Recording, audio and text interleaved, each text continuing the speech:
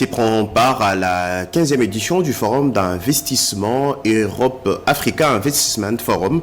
La partie congolaise est représentée par le ministre d'État en charge du plan, Guilain Nyembo, a donné les éléments nécessaires pour inciter les investisseurs de venir investir au pays de Lumumba.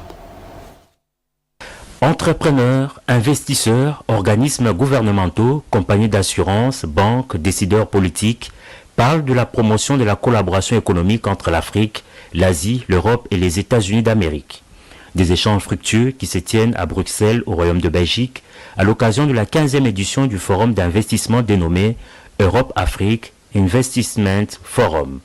Le ministre d'État, ministre du Plan et de la Coordination de l'aide au développement que représente la RDC à ses assises, a dans son mot donné des éléments nécessaires pour inciter les investisseurs de venir au pays, apporter leurs capitaux et y investir.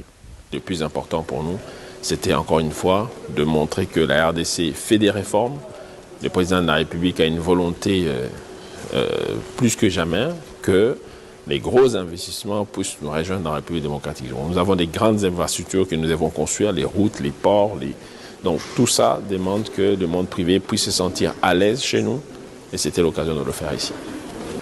Nous sommes appelés à travailler avec le monde privé, soutient Guilain Nyembo, en ce qui concerne la question des investissements.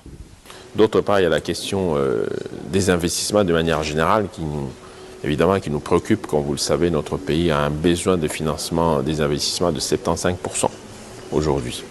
Donc pour un budget, on dirait plus ou moins de autour de 100 milliards pour les 5 années ici, avec le plan national stratégique de développement 2024-2028.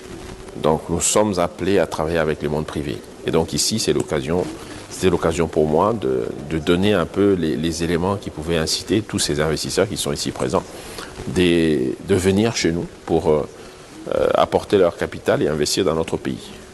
Dans la foulée, le ministre d'État belge André Flau a dans son intervention invité l'assistance à une mobilisation, une proximité pour accompagner le peuple congolais pour que la paix revienne dans l'Est de la RDC. Faisons-le de façon bilatérale, a-t-il indiqué.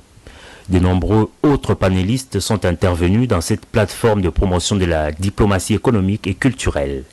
Ouvert le vendredi 26 septembre 2025 à Bruxelles, ce forum qui se referme le lundi 29 septembre prochain représente une opportunité exceptionnelle de rassembler des dirigeants mondiaux, des investisseurs autour d'une vision partagée pour la transformation économique et culturelle de l'Afrique.